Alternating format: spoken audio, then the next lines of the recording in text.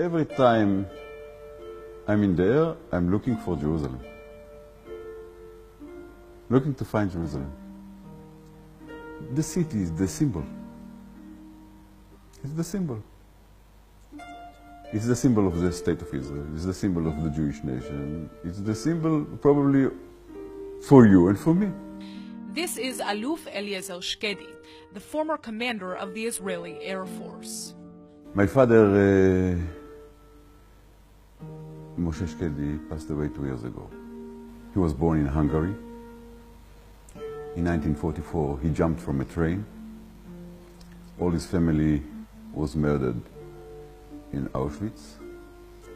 It took him 2 years after the war to understand that he is alone in the world. And he came to Israel.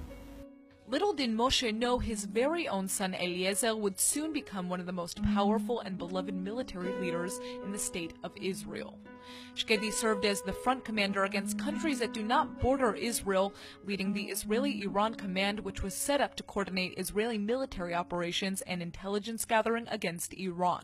He even led the Israeli Air Force through the Second Lebanon War. But when you ask him what story defines him the most, this is the story that he tells. When I was the commander of the Israeli Air Force, I got a lot of invitations to each and every event in Israel. Honestly, I do not like events. So I talked to my secretary, and usually she said, "Thank you very much, Shkedi has a lot of work to do, and he will not participate." One day she came to me, and she told me, "Do you know you have an invitation from the President Peres to eat dinner with him and with the President of Hungary?"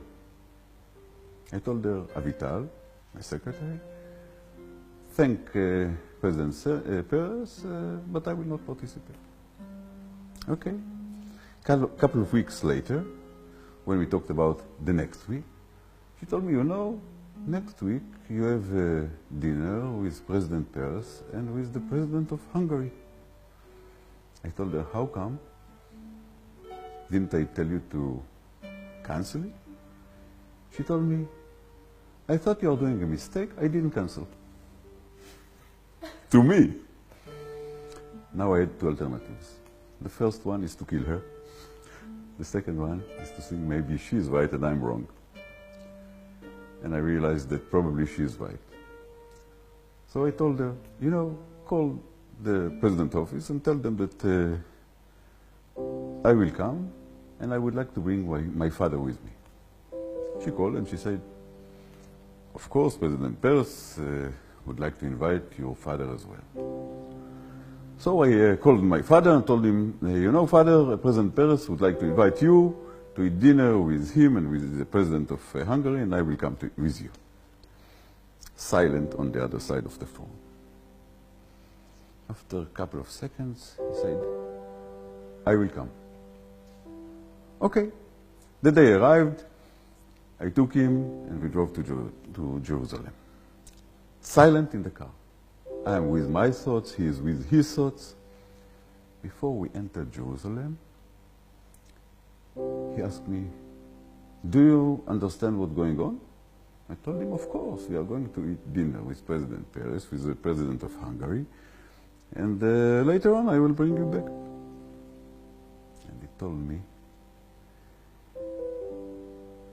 "You understand nothing."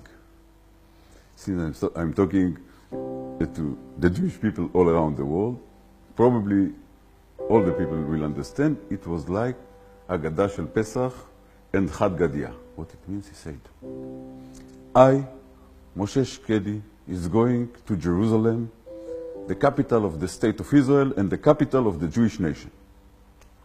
From the beginning.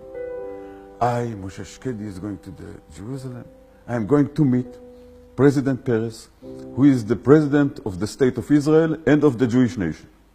From the beginning. "I, Moshe Shkedi, President Peres.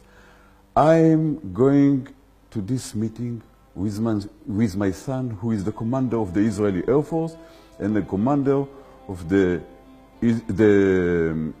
Jewish Nation Air Force." This is the title that he gave to me. And then he said, from the beginning, Moshe Shkedi, President Peres, my son, I am going to meet the President of Hungary, that 65 years ago, the value of my life was less than the value of a dead dog. From the beginning, Moshe Shkedi, President Peres, my son, the value of my life. And the President of Hungary does not know yet that he is going to apologize. And then he reached the end and he said, do you know, if someone would have asked me 65 years ago to dream the most amazing dream, the most unbelievable dream that you can imagine, no way that I would have dreamed something even close to this situation. And he's right. This is the meaning of proportion. This is the meaning of optimism.